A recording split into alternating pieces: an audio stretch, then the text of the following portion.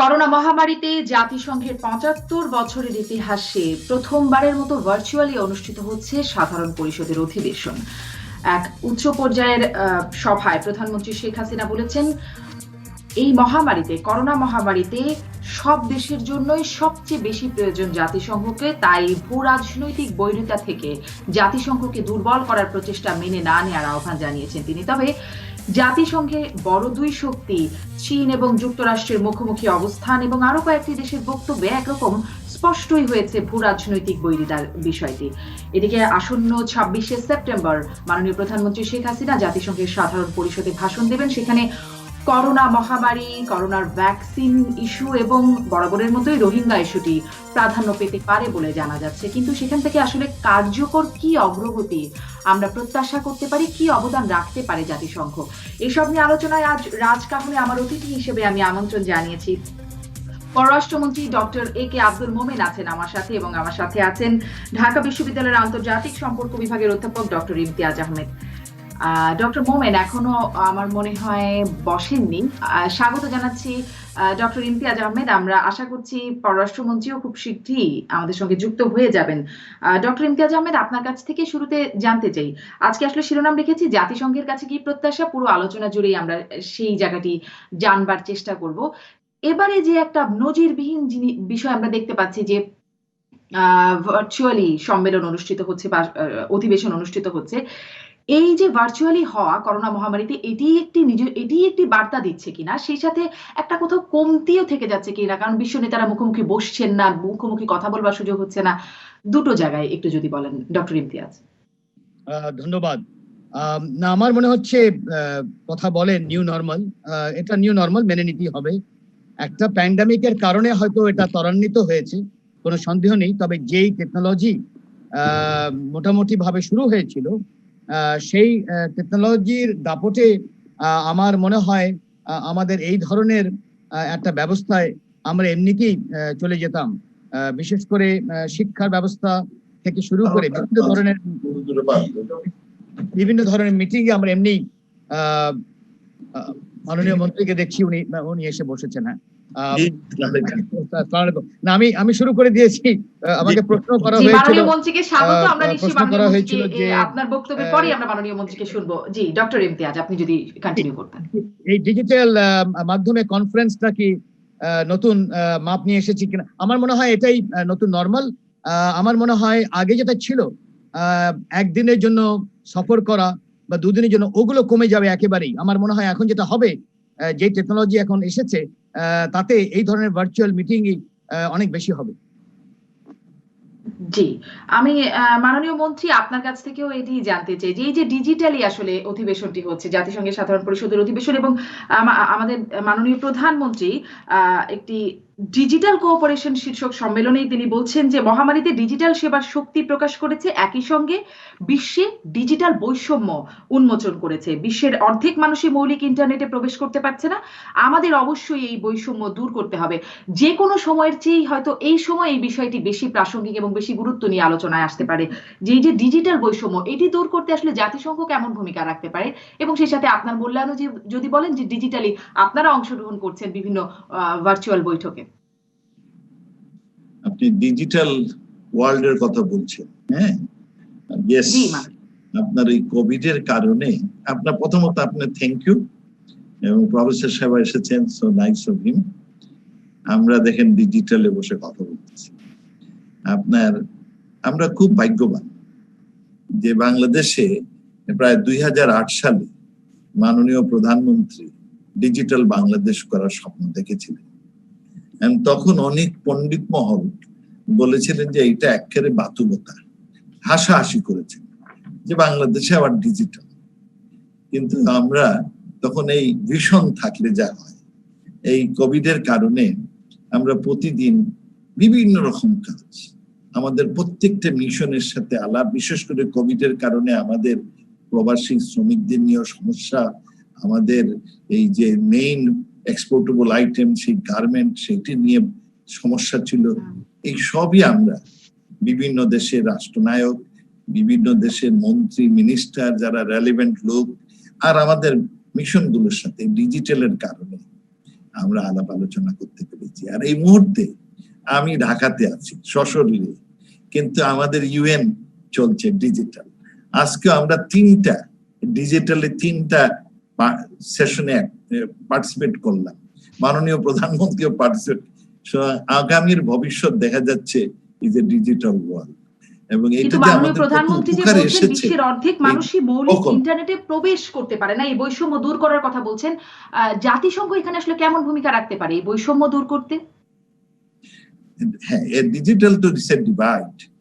সব দেশ কিন্তু আমাদের মতো এত আপনার আগে কাজটা করেনি। আজকে যেমন আমাদের একটি মিটিং এ কোন দেশ তাদের ইন্টারনেট ডাউন হয়ে যায়, সুতরাং স্পষ্ট করে শোনা যায় না, ভালো দেশগুলো। কিন্তু সুতরাং এই যে ডিজিটাল ডিভাইডটা তৈরি হলো, এইটা আরেকটা নতুন ডিপ্রাইভেশন শুরু হয়েছে, আরেকটা ইনইকুয়ালিটি শুরু হয়েছে। তবে UN should take leadership role in it. যারা এখনো পিছিয়ে পড়েছে তাদের আমরা সামনে নিয়ে আসতে হবে, এবং এটা কিন্তু অত সহজ না। এইটা যদি আমরা করতে পারি তাহলে আমাদের অন্য ধরনের সমস্যা, ডিসক্রিমিনেশন, এগুলো অনেক কমবে, আমাদের ইনইকুয়ালিটি সেইটাও কমবে।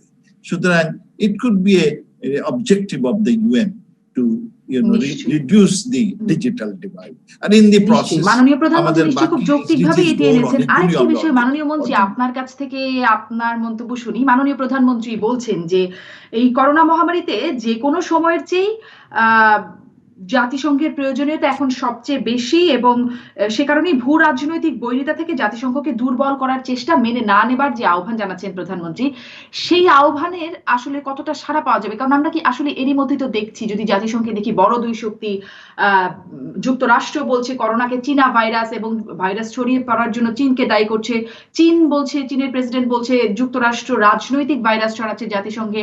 এর মধ্যে কাশ্মীর ইস্যু তোলায় তুরস্ককে প্রতিবাদ করেছে, তুরস্ক তোলায় ভারত প্রতিবাদ করেছে, দিল্লি প্রতিবাদ করেছে।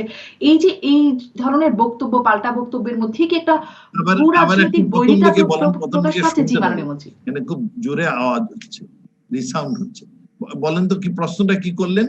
যে মাননীয় প্রধানমন্ত্রী রাজনৈতিক বৈরিতার জায়গাটি মাননীয় মন্ত্রী আপনার কাছে জিজ্ঞাসা করছিলাম, সেটি কি আসলে বাড়ছেই কিনা জাতিসংঘে যেমনটি আমরা দেখছি, এবং তার মাধ্যমে জাতিসংঘ কি দুর্বলই হয়ে যাচ্ছে কিনা? কারণ মাননীয় প্রধানমন্ত্রী বলছেন জাতিসংঘকে ভূ রাজনৈতিক বৈরিতা থেকে জাতিসংঘকে দুর্বল করার প্রচেষ্টা মেনে না নেওয়ার আহ্বান জানাচ্ছেন।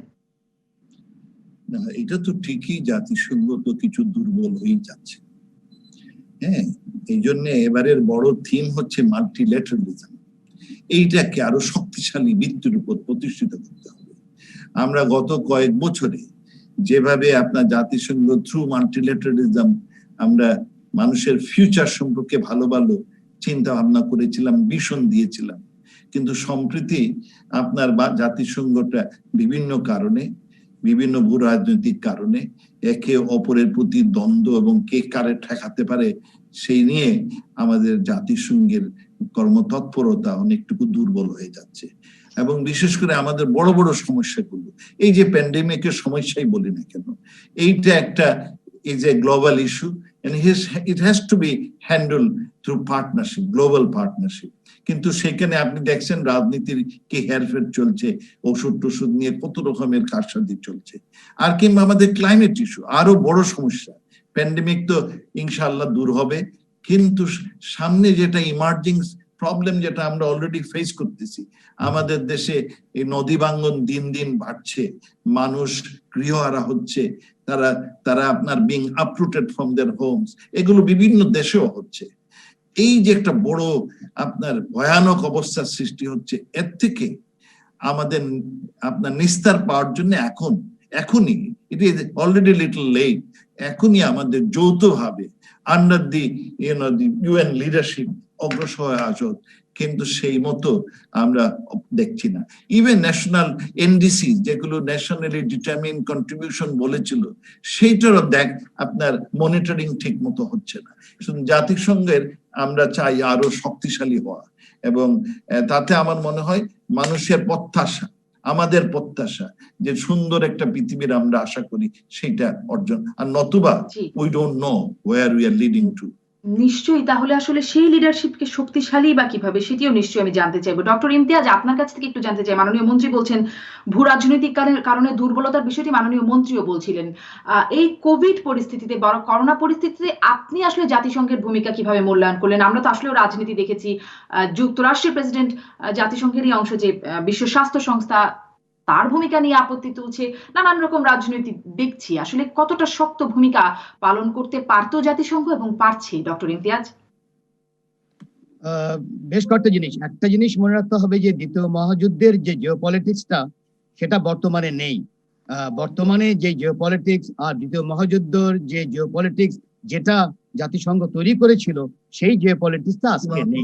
আজকের একেবারে অন্য ধরনের একটা জিওপলিটিক্স চলে এসেছে। এখানে নতুন পাওয়ার্স রাইজ করেছে। এশিয়াতেই আমরা বড় বড় পাওয়ার দেখছি, তারা রিরাইজ করেছে। আমি রিরাইজ বলবো কারণ চীন 18th সেঞ্চুরিতে এমনিতেই লার্জেস্ট ইকোনমি ছিল, আর আনডিভাইডেড ইন্ডিয়া ছিল সেকেন্ড লার্জেস্ট। তো সেই আনডিভাইডেড ইন্ডিয়া হয়তো ডিভাইডেড হয়েছে, তথাপিও ইন্ডিয়াও বেশ উঠে এসেছে। চীন তো বড় আকারে উঠে এসেছে। তো এই জিওপলিটিক্স আর দ্বিতীয় মহাযুদ্ধের জিওপলিটিক্স না। তো এখন কথা হচ্ছে এই জিওপলিটিক্সটাকে কিভাবে সামাল দেওয়া হবে, সেটা আমার মনে হয় একটা বড় প্রশ্ন। এখন কিছুটা দুঃখের বিষয় যে আমেরিকা এই সময় ডোনাল্ড ট্রাম্পের মতন একজন নেতৃত্ব দিচ্ছে, যিনি একেবারে ইনসুলার পলিটিক্সে বিশ্বাস করেন, সিঙ্গুলারিটি অফ পলিটিক্সে বিশ্বাস করেন। এখন আমরা আশা করব যে নভেম্বর মাসে যে নির্বাচন হবে সেখানে পরিবর্তন হবে কিনা আমরা জানি না। অনেকে বলছে যে পরিবর্তন নাও হতে পারে। তাহলে তো আবার 4 বছরের রীতিমতো এক ধরনের সেটব্যাক হবে, কোনো সন্দেহ নেই, যে গ্লোবাল যে ফ্যাটার্নিটি তৈরি হয়েছিল। তবে যদি পরিবর্তন হয় নভেম্বরে, তাহলে হয়তো আমার মনে হয় আবার হয়তো নতুন আমরা একটা নতুন ধরনের আমেরিকা হয়তো পেতে পারি। সেই জায়গায় একটা পরিবর্তন দরকার। তবে কোনো সন্দেহ নেই, যেই টেকনোলজি এসেছে, যেই নতুন পাওয়ার এসেছে, এমনকি বাংলাদেশের মতন যেই দেশ 71-এ বলা হতো বটমলেস বাস্কেট, সে রীতিমতো একটা মডেল হিসেবে দাঁড়িয়েছে। তো এগুলো তো নতুনত্ব, এগুলো তো আগে ছিল না। তো এগুলো সামাল দেওয়া আমার মনে হয় নতুন চিন্তা ভাবনা দরকার এবং নতুন নেটওয়ার্ক দরকার। বর্তমান যেভাবে জাতিসংঘ ওই দ্বিতীয় মহাযুদ্ধে জাতিসংঘ যেভাবে সাজানো হয়ে আছে, সেটা আমি মনে করি না আমাদের খুব একটা বেশি সামনে নিয়ে যাবে। জি, আমাদের মাননীয় প্রধানমন্ত্রীও আমাদের উন্নয়নে জাতিসংঘের অবদানকে স্বীকার করেছেন এবং জাতিসংঘেও আমাদের অবদান সেটির বিষয়ে বলেছেন। সেই আলোচনাটাতে আমি আসবো। মাননীয় মন্ত্রী, আপনার কাছ থেকে একটু সেই অবদান বিষয়ে নিশ্চয়ই আপনি একটু বিস্তারিতই জানবো আপনার কাছ থেকে। কিন্তু এই যে কোভিড নিয়ে আপনি সম্প্রতি একটি সংবাদ সম্মেলনে বলেওছেন যে সুলভ মূল্যে যেন বাংলাদেশ টিকা পায়, সেই ব্যবস্থাপনা বা সেই প্রচেষ্টা আপনারা করছেন, নিচ্ছেন। মাননীয় প্রধানমন্ত্রীও হয়তো সেই জায়গাটি বলবেন, এবং পুরো বিশ্বই যেন বৈষম্যের শিকার না হয়। আসলে এখানে জাতিসংঘের কাছ থেকে কি ভূমিকা প্রত্যাশা করছেন যেন আমরা সুলভ মূল্যে টিকা পাই বা আমাদের মতো দেশগুলো পাই, মাননীয় মন্ত্রী? বুঝতে পারলেন? জাতিসংঘের কাছ থেকে আরেকবার একটু বলতে আপনার প্রশ্ন আরেকবার একটু বলি মাননীয় মন্ত্রী, আমার মনে হয় আপনি শুনতে অসুবিধা হচ্ছে। আরেকবার বললে আমি জানতে চাইছিলাম যে সুলভ মূল্যে যেন আমরা টিকা পাই, টিকা বৈষম্যের শিকার বা ভ্যাকসিন বৈষম্যের শিকার যেন না হই, মাননীয় মন্ত্রী। সেজন্য জাতিসংঘের কাছ থেকে আমরা কি প্রত্যাশা করি? হ্যাঁ, থ্যাংক ইউ। আপনার জাতিসংঘ তো রাখা উচিত, কিন্তু এখন যে ভূরাজনৈতিক অবস্থার সৃষ্টি হয়েছে এবং যে দোষারোপের মন মানসিকতার সৃষ্টি হয়েছে, এর প্রেক্ষিতে জাতিসংঘের শক্তি হচ্ছে তার সদস্য রাষ্ট্রসমূহ, বিশেষ করে যারা আপনার এই সিকিউরিটি কাউন্সিলের সদস্য, তাদের শক্তি হচ্ছে সদস্য রাষ্ট্র। এখন এই সিকিউরিটি কাউন্সিলের যারা সদস্য, তাদের মধ্যে এত বিভেদ, শুধু বিভেদ না, হিংসা বিদ্বেষ। এই অবস্থায় জাতিসংঘ কতটুকু কাজ করতে পারে আমার সন্দেহ আছে। কারণ এই যে সিকিউরিটি কাউন্সিলের যদি আপনার ঐক্যমত না হয়, তাহলে কিন্তু বেজায় মুশকিল। আর আমরা দেখছি একটু আমি প্রফেসর ইমতিয়াজ সাহেব কারেক্টলি বলেছেন যে আমরা এখানে দেখেছি একটা বড় শক্তি, তারা আইসোলেশনিস্ট হয়ে আছে, তারা জাতিসংঘের পাত্তাই দেয়। জাতিসংঘ তো উড্ড করে ফেলেছে ওয়ার্ল্ড হেলথ অর্গানাইজেশনে, ইউনেস্কোতে, ভালো ভালো প্রতিষ্ঠান যেগুলো জাতিসংঘের গর্ব, যেগুলো নিয়ে জাতিসংঘ গর্ববোধ করে, যেটাতে অ্যাচিভমেন্ট হয়েছে, সেইগুলোতে সরে দাঁড়াচ্ছে যে এই অবস্থায়। আর তারপরে এত গভীরতম দ্বিধাদ্বন্দ্ব, তার ফলে আর এদিকে আপনি ওই প্রসেসর ঠিকই বলেছেন যে নতুন শক্তি যে গণচীন তাকে সে সহ্যই করতে পারে না। যদি আলাপ আলোচনা জাতিসংঘের একটি বড় হচ্ছে ফোরাম হচ্ছে যে জাতিসংঘ ক্যানট টেক ইউ টু, জাতিসংঘের সেক্রেটারি জেনারেল এক সময় বলেছিলেন যে জাতিসংঘ cannot take you to heaven but it can keep you away from hell. কিন্তু এখন মনে হচ্ছে যে এই জন্যই তৈরি আমরা অ্যাকোমোডেশন, রিকনসিলিয়েশন, আলাপ আলোচনা, সম্প্রীতি যে অবস্থা চলছে তাতে সেই অ্যাকোমোডেশনের খুব বিরাট অভাব। এখন আপনি যেটা প্রশ্ন করলেন যে প্যান্ডেমিকের সময় আমাদের এই ড্রাগটা, ভ্যাকসিনেশনটা কিভাবে ডিস্ট্রিবিউট হবে। এখন দেখেন সবাই একে অপরের দোষারোপে আছে। পাঁচটা দেশ বিশেষভাবে অগ্রসর হয়েছে ভ্যাকসিনেশনে। আমরা বাংলাদেশের মতো দেশ, আমাদের এখানে আপনার ঘনবসতি অনেক, আমাদের লোক সংখ্যা অনেক, আর আমাদের মূল লক্ষ্য যে আমাদের জনগণের সেবা। সেই জন্য আমরা যতগুলো যারা তৈরি করছেন তাদের প্রত্যেকের সাথে সম্পৃক্ততা রেখেছি। এটা ডাজ নট ম্যাটার এটা চায়না, ডাজ নট ম্যাটার এটা আপনার ইউএস তো সবাইকে বাদ দিয়ে দিয়েছে, বলছে না আমাদের ইন্টারনাল মিট করে তারপরে অন্যদের কথা, ও শুনতেই চায় না। আমরা তাই অক্সফোর্ড বলেন, ইন্ডিয়া বলেন, যারা যারা এইগুলোতে অগ্রসর তাদের প্রত্যেকের সাথে, রাশা বলেন, প্রত্যেকের সাথে সুসম্পর্ক এবং কিছুটা অগ্রসর হয়েছি। যখন এই ভ্যাকসিনটা হয় তখনই জন্যই আমরা এটা পাই। আমরা তাছাড়াও ইউরোপিয়ান ইউনিয়নে আমরা একটি টাকাও দিয়েছি, সেটা দিয়েছি গাভি এবং ইউরোপিয়ান ইউনিয়নের জন্য। যদি কোথাও ভ্যাকসিন বের হয় সেটা তাড়াতাড়ি যাতে বের হয় এবং যাতে ভ্যাকসিন ডিস্ট্রিবিউশনে কোনো ধরনের ডিসক্রিমিনেশন না হয়। No one is left behind, এটা আমাদের প্রিন্সিপাল। সেই জন্য আমরা কিন্তু কতদূর আমরা অগ্রসর হতে পারবো না, কারণ হচ্ছে এই মানে এই দ্বিধাদ্বন্দ্বের কারণে। এই জন্য আমরা বলছি জাতিসংঘ এই ব্যাপারে যে উদ্যোগ নেওয়া উচিত ছিল, এফিসিয়েন্সি তাদের দেখানো উচিত ছিল, তারা সেটা পারেনি। তার মূল কারণটা হচ্ছে এই শক্তিধর রাষ্ট্রগুলোর মধ্যে কোনো ধরনের কম্প্রোমাইজ আমরা দেখি না, অ্যাকোমোডেশন দেখি না এই ব্যাপারে। কারণ এরা সবাই জানি মনে হচ্ছে রাজনীতি নিয়ে ব্যস্ত, এরা সবাই জানি আপনার এই একটি কম্পিটিশনে ব্যস্ত, যার ফলে হিউম্যানিটি আপনার পথে বসে আছে। মানুষের উন্নয়ন, মানুষের মঙ্গল এখন মনে হয় is not the number one consideration. নিশ্চয়ই মাননীয় পররাষ্ট্রমন্ত্রী, আমরা বিভিন্ন সময় আসলে মানবিকতাকে বাদ দিয়ে আপনি যেটি বলছেন সেটিই দেখছি, কিন্তু আসলে এই করোনার সময় বৈষম্য করে কি আসলেও কোনো লাভ হবে? করোনা তো আসলে মানে বৈষম্য বুঝবে না, সব রাষ্ট্রকে, সব দেশকে, সব জাতিকে একইভাবে ধরবে। অতএব টিকার ক্ষেত্রে বৈষম্য করে কোথায় লাভ হবে সেই প্রশ্নটি তো থাকে। সাথে সাথে মাননীয় পররাষ্ট্রমন্ত্রী, আপনার কাছ থেকে একটু জানতে চাই, এই বিষয়গুলো মাননীয় প্রধানমন্ত্রী আলোচনায় আনবেন বা তার বক্তৃতায় আনবেন বলে আপনার কাছ থেকেও আমরা কিছুটা জানতে পেরেছি। আসলে আর কি কি বিষয় আনতে পারেন বলে আপনি কি আমাদের একটু ধারণা দিতে পারেন? 26 তারিখে প্রধানমন্ত্রীর ভাষণ। আমাদের হচ্ছে গিয়ে এই যে ক্লাইমেট চেঞ্জ, এই যে ক্লাইমেট চেঞ্জ দুনিয়াতে যে কষ্ট হবে সেইটা তিনি পৃথিবীবাসীর দৃষ্টি আকর্ষণ করবেন। তাছাড়া তিনি রোহিঙ্গা ইস্যুটা আগেও বলেছেন, আবার নতুন করে নিয়ে আসবেন। তারপরে আমরা এই যে নিউক্লিয়ার, এই যে বম, এবারে প্যান্ডেমিকে একটা জিনিস দেখিয়েছে যে stockpiles of weapons or bombs আপনার ক্যানট সেভ হিউম্যান বিং। আর আমরা প্রতি বছর প্রায় $1800 বিলিয়ন আমরা এই ওয়েপনের জন্য খরচ করি। এবং সুতরাং এখন আমাদের সতর্ক হওয়া দরকার যে উই শুড থিঙ্ক অ্যাবাউট, আমাদের যদি জনগণকে, মানুষকে যদি বাঁচাতে হয়, there should be a redirection of the resource utilisation. আমাদের মাননীয় প্রধানমন্ত্রী মানুষের মঙ্গল চান, শুধু মঙ্গলের জন্য যা যা করা, উনি পার্টনারশিপের কথা বলবেন, গ্লোবাল পার্টনারশিপের কথা বলবেন, উনি human rights, justice and fairness এর কথা বলবেন, উনি আপনার যেটা বললাম ক্লাইমেটের ইস্যুর উপরে কথা বলবেন, আর উনি উইমেন এম্পাওয়ারমেন্টের উপরে কথা বললেন। কারণ এই ব্যাপারে আমরা যথেষ্ট অগ্রসর হয়েছি। উইমেন এম্পাওয়ারমেন্টের মধ্যে আমরা একটা স্টার অফ উইমেন এম্পাওয়ারমেন্ট অল্প দিনের মধ্যেই আমরা দেখেছি। উনি আমাদের যে ডেভেলপমেন্ট গত কয়েক বছরে আমরা যে অভাবনীয় সাফল্য অর্জন করেছি তার কিছু কথা বলবেন। সেই সাথে এই কোভিড এর সময়ও আপনার ওয়ার্ল্ড ব্যাংক IMF বলছে যে জিডিপি গ্রোথ 1.6 to 3.8 এর বেশি হবে না, আর আমরা এই এন্ডিং 30th জুন আমাদের 5.26 হয়ে গেছে। তো তিনি সেইগুলো তুলে ধরবেন, আর যেটা বলবেন যে নিশ্চয়ই আমি একটা বিরতি নিয়ে আসি মাননীয় পররাষ্ট্রমন্ত্রী, আমি বিরতির পরে এসে এই বিষয়ে আরেকটু শুনবো। আপনি বলছিলেন যে আর মানে এর আগেও বলেছেন যে অভিবাসী শ্রমিকদের স্বার্থ সুরক্ষা নিয়েও কথা বলতে পারেন প্রধানমন্ত্রী। একটু আসি সেই প্রসঙ্গেও একটা বিরতির পরে ফিরছি, বিরতির পরে রাজকাহনে ফিরে এলাম। জিপিএইচ ইস্পাত নিবেদিত রাজকাহনে মাননীয় মন্ত্রী, যে বিষয়টি জানবো বলে বলছিলাম যে আপনার কাছ থেকে জানতে পারছিলাম যে জাতিসংঘ অধিবেশনে প্রবাসী শ্রমিকদের অভিবাসী শ্রমিকদের স্বার্থ সুরক্ষার বিষয়টিও প্রধানমন্ত্রী আলোচনায় আনতে পারেন।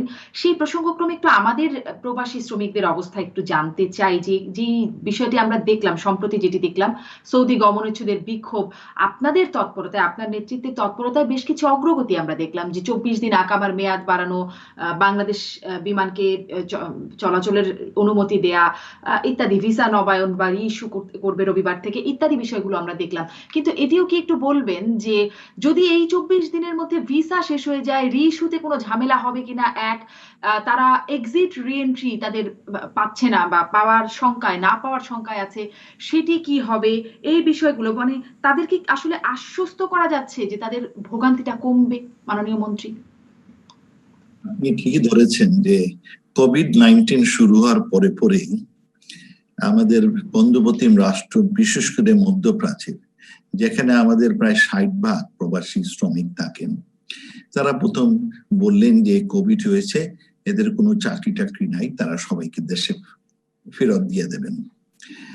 এবং এদের মধ্যে অনেকেই আনডকুমেন্টেড ছিলেন। তো আমরা তখন দেন দরবার অনেক করলাম, কারণ আমরা এতগুলো লোক একসাথে আনতে পারবো না। আমরা বললাম আমাদের এই কোয়ারেন্টাইন ফ্যাসিলিটিস কম, আমরা আমাদের বাঙালি হলে অবশ্য, আমরা বাংলাদেশি হলে অবশ্য নিয়ে আসবো, তবে ফেজ বাই, পর্যায়ক্রমে। সৌভাগ্য যে তারা রাজি হয়েছেন। দ্বিতীয়ত আমরা ওনাদের বললাম যে আমাদের এই প্রবাসী শ্রমিক আপনার দেশের, দে আর এ ডেভেলপমেন্ট পার্টনার, আপনার দেশের উন্নয়নের তারা সক্রিয়ভাবে কাজ করে, আপনি হঠাৎ করে তাদের ফেলে দেবেন, এটা ঠিক নাই। সেই জন্য আমরা দুটি প্রস্তাব দিলাম। একটি হলো যে আমার প্রবাসী শ্রমিক আপনার দেশে যতক্ষণ থাকবে কেউ যেন না খেয়ে না মারা যায়। আর দ্বিতীয়ত, কাউকে যদি চাকরিচ্যুত করতেই হয় তাহলে তার অন্তত তার দেনা পাওনা সব দিয়ে এবং অ্যাটলিস্ট 6 মাসের বেতনটা দেবেন, যা কারণ তার প্রত্যেকটি প্রবাসীর একটা পরিবার আছে, সে একা না। তারা অবশ্য বললেন যে খাওয়া ফুডটা দিবেন। আমরা বাংলাদেশ থেকে আমরা এসেনশিয়াল টাকা পাঠিয়েছি ফুডের জন্য, কোটি কোটি টাকা পাঠিয়েছি যারা অসুবিধায় ছিলেন। তবে তারা হেলথ কেয়ারটা মোটামুটি দিয়েছেন। তবে তারা বললেন যে আমাদের এই প্রবাসীরা তো প্রাইভেট সেক্টরে কাজ করে, আমরা কিভাবে টাকা দেব, তাদের সাহায্য করব। আমরা বললাম আমাদের মাননীয় প্রধানমন্ত্রী আমাদের একটু উদাহরণ দিয়েছেন, আমাদের গার্মেন্ট সেক্টরটা প্রাইভেট সেক্টর, কিন্তু তাদের যাতে চাকরিচ্যুত না হয় এই জন্য উনি একটা প্রণোদনা দিয়েছে 5,000 কোটি, তোমরা তাই করো। আমরা একটা আমরা তখন বললাম একটা COVID-19 recovery and response fund. যাই হোক, এগুলো অনেক কিছু। এখন আপনি যে প্রশ্ন করেছেন, অনেক প্রবাসী আপনার এই ছুটিতে দেশে চলে এসেছিলেন, কয়েক হাজার প্রবাসী। এখন কোভিডের কারণে এই সৌদি আরবের কথাই বলি কিংবা আস্তা মিডল ইস্টের কথাই বলি, সব জায়গাতে ফ্লাইট বন্ধ। ওদের ফ্লাইটও যায় না, আমাদের ফ্লাইটও তারা নিষিদ্ধ। বাংলাদেশে আমরা যেভাবে কোভিডকে গ্রহণ করেছি অনেকটা, আমরা we are pretty free I should say, ওরা কিন্তু খুব কড়া, সব বন্ধ করে দিয়েছে। তার ফলে আমার এই প্রবাসী শ্রমিকরা যেতে পারছেন না যাওয়ার ফলে আজকে প্রায় 6-7 মাস অনেকের আপনার ভিসা কি হয়ে যাচ্ছে, মেয়াদ চলে গেছে। তার অবশ্য ভিসার মেয়াদ বারবার আমাদের রিকোয়েস্টে নবায়ন করেছে, কিন্তু তবুও প্রথম 3 মাস করলেন, আরো দ্বিতীয় 3 মাস করলেন, এখন তো অনেকেরই চলে গেছে ভিসাটা। আর আরেকটি হচ্ছে যে ওদের ওয়ার্ক পারমিট, ইকামা অনেকের চলে যাবে। তা আমরা সেইটা শোনার পরে তারা তাই দাবি তুললেন যে তারা ফিরে যেতে চান তাদের চাকরিতে। আমরা সৌদি সরকারের সাথে আলাপ করলাম এবং আমরা খুব লাকি। এই লাভটা হচ্ছে মাননীয় প্রধানমন্ত্রীর জন্য, কারণ উনি এমনই একটা আবহ এনভায়রনমেন্ট সৃষ্টি করেছেন যে তারা এখন আমাদের কথা শুনে। সুতরাং আমরা রিকোয়েস্ট করলাম যে তাদের ভিসার মেয়াদ বাড়াতে। আর আমরা রিকোয়েস্ট করলাম যে এদের ওখানে চাকরিতে যেতে হবে। অনেকে দোকান চালান, চাকরি করেন না, তার দোকানটা বন্ধ হয়ে আছে। তারা রাজি হলেন, তারা সৌদি এয়ারলাইন, আমরা প্রথম বললাম যে যত সৌদি এয়ারলাইন আসবে আমরা সব গ্রহণ করব, কারণ আসলে পরে আমার লোকই তো নিয়ে যাবে, তখন তারা চাকরি বাকরি এগুলো করতে পারবে। তারা রাজি হলেন যে আমাদের বিমানগুলো তারা অ্যালাউ করবেন। এখন যাতায়াতটা নিশ্চিত হয়েছে। তখন প্রশ্ন হলো যে যাদের ভিসার মেয়াদ চলেছে তারা কিভাবে যাবে। তো ওনারা বললেন যে আমরা ভিসার মেয়াদ বাড়ায় দেব।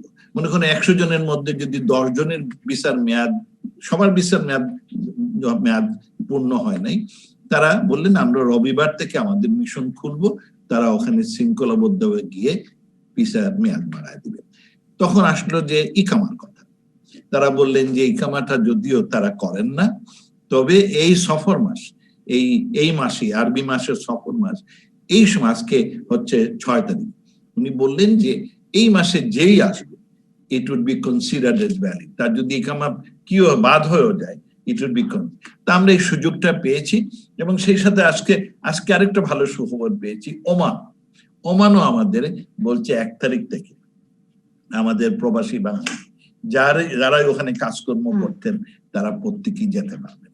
নিশ্চয়ই, মানে সেই শ্রমিকদের জন্য একটা স্বস্তির বিষয়। মাননীয় মন্ত্রী, তাহলে আপনি আশ্বস্ত করতে পারছেন যে যারা বিক্ষোভ বা আন্দোলন করছে তারা আসলে সবাই ফিরতে পারবে তাদের কর্মক্ষেত্রে, এটুকু একটু এক লাইনে বলবেন মাননীয় মন্ত্রী।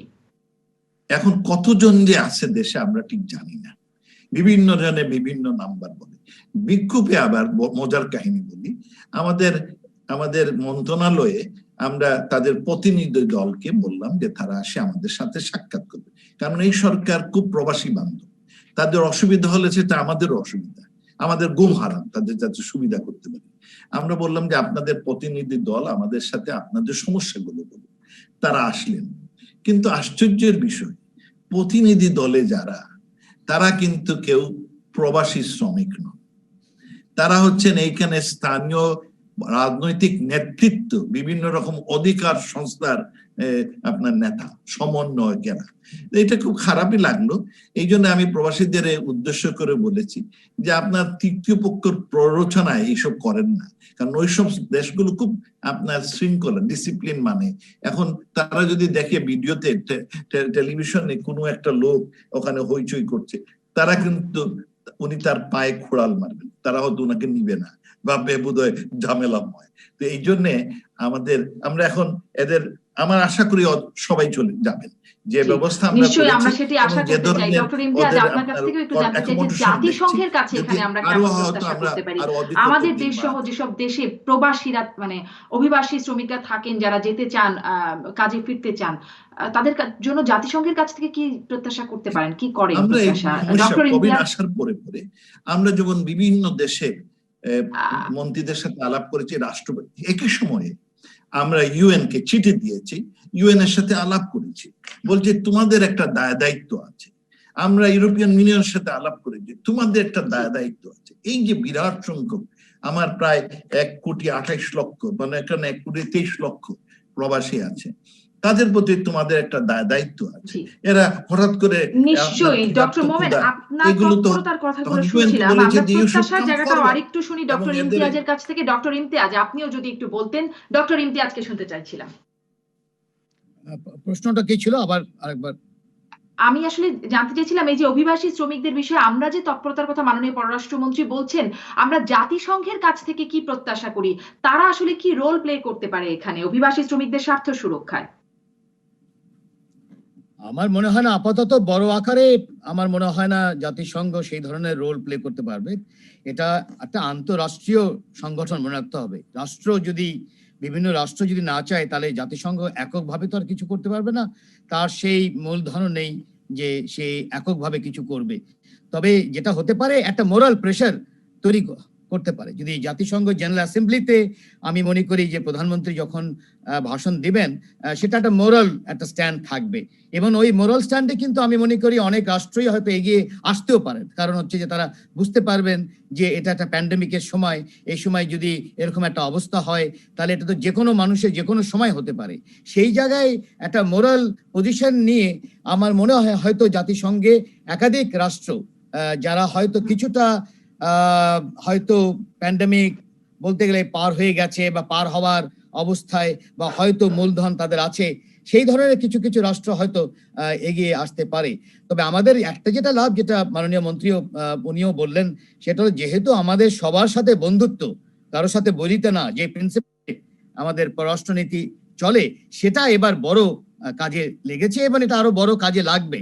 কারণ যেহেতু আমাদের কারোর সাথেই বৈরিতা নেই, আমরা সহজেই বলতে পারবো সাহায্যের জন্য, এবং আমরাও যেন তাদের যদি কিছু করা যায়, এটা মনে রাখতে হবে যে আমরাও কিন্তু অনেক জায়গায়, লেবাননে বাংলাদেশ কিন্তু কি বলা হয় সাহায্য পাঠিয়েছে, মনে রাখতে হবে।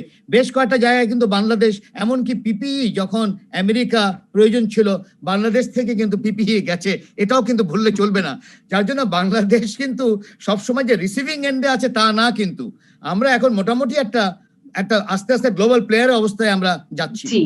নিশ্চয়ই, সেটি নিশ্চয়ই আমাদের জন্য একটা স্বস্তি বা সুখবরও বটে। আমরা একটা বিরতির পরে এসে আলোচনায় আরো আনতে চাই। মাননীয় পররাষ্ট্রমন্ত্রী জি বলছেন যে রোহিঙ্গাদেরকে 54,000 রোহিঙ্গাদেরকেও ফেরত পাঠানোর জন্য বা পাসপোর্ট ইস্যু করবার জন্য একরকম চাপ যে সৌদি আরবের কাছ থেকে আসছে। মাননীয় পররাষ্ট্রমন্ত্রী একটা বিরতির পরে আসছে এই আলোচনায়। ফিরে এলাম রাজকাহনে। মাননীয় মন্ত্রী যে বিষয়টি জানবো বলে বলছিলাম, আপনার কাছ থেকেই জানতে পারছি যে সৌদি বলছে সে দেশে 54,000 রোহিঙ্গা আছে, তাদেরকে ফিরিয়ে নিতে বা তাদেরকে পাসপোর্ট দিতে জুনিয়র লেভেলের কেউ কেউ চাপ দিচ্ছে বলে আপনি বলছিলেন। আপনি বলেছেন যে তাছাড়া তারা নেতিবাচক অবস্থান নেবে আমাদের 22 লাখ শ্রমিকের বিষয় বা এত সংখ্যক শ্রমিক নেবে না। আপনি বলেছেন যে এই বিষয়ে সৌদি আরবকে মিয়ানমারের সাথে কথা বলতে, খুবই একটা বলিষ্ঠ জায়গা। এর প্রেক্ষিতে সৌদি কি উত্তর দিল? এতভাবে গোলাটে করা হয়েছে আপনার, এটা দুটো অংশ। 462 জন আপনার রোহিঙ্গা ওখানে জেলে আছে, বাংলাদেশি। ওরা বলছে এটা বাংলাদেশি রোহিঙ্গা। আমরা বলেছি যারা যদি বাংলাদেশি হয়ে থাকে তাহলে আমরা তাদের নিয়ে আসবো। আর বাকি হচ্ছে 54,000 রোহিঙ্গা ওই দেশে আছে। এরা 80 দশকের প্রথম দিকে কিংবা 70 দশকের শেষের দিকে গেছে, 90 দশকে কেউ গেছে। ওদের রাজা নিয়ে গেছিলেন, আশ্রয় দিয়েছিলেন। তারা বলছে তাদের দেশে স্টেটলেস কোনো লোক তারা চায় না। তারা বলছে তোমরা যদি একটু আমাদের সাহায্য করো, যে ওদের তো অনেকেই তোমাদের দেশ থেকে এসেছে, সুতরাং তোমরা যদি ওদের একটা পাসপোর্ট দাও, তাহলে ওরা তোমাদের দেশে পাঠাবো না, ওরা এখানেই কাজ করে। ওরা ওখানে বড় হয়েছে, জন্ম হয়েছে, আরবিতে বাংলাদেশ জীবনে দেখেনি, অধিকাংশই বাংলাদেশ জীবনে দেখেনি। তো বলছে যে ওদের যেটা পাসপোর্ট দেয় তাহলে আমাদের স্ট্রিক্টলেসনেস যেটা, এটা কমবে। আর আমরা বলেছি যে না, যদি কোনো একজন কেউ যদি তারা বাংলাদেশি কোনো পাসপোর্ট দেখাতে পারে কিংবা কোনো তথ্য দেখাতে পারে যে সে কখনো বাংলাদেশে ছিল, তাহলে আমরা তাদের গ্রহণ করব। আমরা এই নিয়ে আলোচনা করছি। এই যে বাকি অনেকগুলো বের হয়েছে যে তাদের না নিলে জোর করে পাঠিয়ে দিবে, এগুলো আপনার অবান্তর আলাপ হচ্ছে। তারা একটা প্রস্তাব দিচ্ছে, বলেছেন যে পাসপোর্টের বিষয়ে মিয়ানমারের সাথে কথা বলতে, সেখানে তারা কি বললো? আমরা সেটা বলিনি, এটা আমরা বলিনি। আমরা বলেছি যদি আমাদের তারা নাগরিক হয়ে থাকে, আমাদের দেশ থেকে যদি গিয়ে থাকে, তাহলে আমরা সেইটা তাদের আমরা পরীক্ষা নিরীক্ষা করে তখন নিয়ে আসবো। আর অন্য দেশ আমরা কাউকে জোর করে কোথাও। আমি ডক্টর ইমতিয়াজের কাছে একটু জানতে চাই, স্টেটলেস লোক মানুষ রাখতে চায় না সৌদি আরব, আমরাও তো চাই না। আমরাও তো চাই রোহিঙ্গারা তাদের দেশে ফিরে যাক। সেখানে আসলে কি অগ্রগতি হবে বলে আশা করছেন এবার ডক্টর ইমতিয়াজ? মাননীয় প্রধানমন্ত্রী 2017 সাল থেকে এটি আনছেন। ডক্টর ইমতিয়াজ, এইটা আরেকটি কাজ হবে এটাতে, যে সৌদি আরব একটু ডক্টর ইমতিয়াজকে একটু যদি আমরা শুনতে পারি। ডক্টর ইমতিয়াজকে শুনে মাননীয় পররাষ্ট্রমন্ত্রী আসছি আপনার কাছে। ডক্টর ইমতিয়াজ, প্রশ্নটা কি জানি ছিল? প্রশ্নটা যে এই যে রোহিঙ্গা ইস্যুতে আমরাও স্টেটলেসনেস চাই না, রোহিঙ্গারা যারা আমাদের দেশে আছে তাদের বিষয়ে আবারও মাননীয় প্রধানমন্ত্রী তুলবেন, 17 সাল থেকে তুলছেন। আমরা কি কোনো কার্যকর কিছু এবারেও আশা করতে পারি? ডক্টর ইমতিয়াজ, জিনিসটা আমাদের কয়েকটা জিনিস খেয়াল রাখতে হবে, যে জাতিসংঘের সিকিউরিটি কাউন্সিল একটা ব্যাপার, আর জাতিসংঘের জেনারেল অ্যাসেম্বলির একটা ব্যাপার। সিকিউরিটি কাউন্সিল কোনো সন্দেহ নেই, আমরা যদি জেনারেল অ্যাসেম্বলিতে বড় ধরনের একটা প্রেজেন্স বা বড় ধরনের একটা সাপোর্ট যদি রোহিঙ্গার পক্ষে যদি থাকে, তাহলে একটা মোরাল প্রেশার স্বাভাবিকভাবে সিকিউরিটি কাউন্সিলের উপরে পড়বে, এতে কোনো সন্দেহ নেই। কিন্তু কতগুলো জিনিস কিন্তু পরিবর্তন হয়েছে, সেটা দেখা দরকার। একটা হলো যে প্রভিশনাল জাজমেন্ট হয়েছে ইন্টারন্যাশনাল কোর্ট অফ জাস্টিসে, সেই প্রভিশনাল জাজমেন্টে স্পষ্টত উল্লেখ করা আছে রোহিঙ্গা শব্দটা। এই প্রথমবার একটা ইন্টারন্যাশনাল কোর্টে বা একটা ইন্টারন্যাশনাল একটা ডকুমেন্টে, বলতে গেলে লিগ্যাল ডকুমেন্টে রোহিঙ্গা আইডেন্টিটি পেলো। এটা একটা বড় কিন্তু একটা মেজর ডেভেলপমেন্ট। এটা একটা জিনিস। দ্বিতীয় জিনিস মনে রাখতে হবে, মিয়ানমার যখন সাবমিশন দিয়েছে, এমনকি অং সান সুচি যখন আইসিজে তে সাবমিশন দিয়েছে, তারা কিন্তু একবারও বলেনি যে এরা বাঙালি বা এরা ইললিগাল মাইগ্রেন্টস, একবারও বলেনি। তারা বলেছে তারা আরাকানি মুসলিম। যদি আরাকানি মুসলিম হয় তাহলে আরাকান তো যেতেই হবে, আজকে না হয় কালকে। এই জায়গায় কিন্তু একটা মৌলিক পরিবর্তন কিন্তু এসেছে। এটা হয়তো অনেক দেশ হয়তো জানছে না, যেখানে আমার মনে হয় যে আমাদের কূটনীতির তৎপরতা হয়তো আরো বাড়ানো দরকার, যে এই পরিবর্তনটা কিন্তু বলেই দিচ্ছে যে এই রোহিঙ্গারা আজকে বা কালকে মিয়ানমারে যাবে। এখন মিয়ানমারের উপর প্রেশারটা আনতে হবে। এই মিয়ানমারের উপর যদি প্রেশার না ডক্টর আনা হয় মোমেনের কাছ তাহলে থেকে এই কিন্তু জায়গাটা শুনে শেষ করে ফেলবো। মিয়ানমারের উপর প্রেশার আনতে আমরা কি আর নতুন কিছু করছি ডক্টর মোমেন? জাতিসংঘকে কাজে লাগাতে পারছি কিনা? আমরা মিয়ানমারের উপর প্রেশার আনার জন্য প্রথমত এই সমস্যা মিয়ানমার তৈরি করেছে, এর সলিউশনও মিয়ানমার করতেই হবে। তবে আমরা এটা সলিউশনের জন্য বিভিন্ন পদক্ষেপ নিয়েছি, বাইলেটারাল পদক্ষেপ নিয়েছি, মাল্টিলেটারাল পদক্ষেপ নিয়েছি, ইউএন কে ইনভলভ করেছি, কোর্টকে ইনভলভ করেছি। ইউএন এ সমস্যাটা হচ্ছে সিকিউরিটি কাউন্সিল। সিকিউরিটি, কারণ আমরা জেনারেল অ্যাসেম্বলিতে রেজলিউশনও পাস করেছি, সিকিউরিটি কাউন্সিলে আপনার একজন সদস্য বিশ্ব 2 জন সদস্য, তারা এটাকে ওখানে আমল দিচ্ছেন না। তবে আমাদের বিশ্বাস দিনে দিনে কিন্তু তাদের অবস্থানও অনেকটুকু আগের থেকে শিথিল হয়েছে। তো আমরা চেষ্টা চালিয়ে যাচ্ছি এবং আমরা এটা রেজ করেই যাব, কারণ আমাদের কোন, তবে হ্যাঁ, প্রেশারের জন্য আরেকটি নতুন আমরা বলেছি যে 92 সালে যখন গিয়েছিল তখন মায়ানমারের উপর ইকোনমিক স্যাংশন ছিল, এখন সেইটা নাই। তো এইটা আমরা দেওয়ার জন্য, এবং আপনি শুনে খুশি হবেন জার্মানি সম্প্রতি বলেছে মরাটোরিয়াম করেছে, বলে যতদিন পর্যন্ত এরা প্রত্যাবর্ষণ না হবে ততদিন পর্যন্ত ওদের সাথে তারা ইনভেস্টমেন্ট এন্ড ট্রেড আপনার বাড়াবে না। So this is a new beginning. European Union এটি একটি ভালো বিষয়। আমরা নিশ্চয়ই চাইবো এরকম নানানমুখী চাপ দিয়ে হলেও অন্ততপক্ষে এই রোহিঙ্গা সমস্যা থেকে সমাধান পেতে। অনেক ধন্যবাদ ডক্টর মোমেন, মাননীয় পররাষ্ট্রমন্ত্রী আপনাকে, এবং ডক্টর ইমতিয়াজ আহমেদ, আপনাদের দুজনকে আজকে রাজকাহন থেকে বিদায় নিচ্ছি। ধন্যবাদ সবাইকে।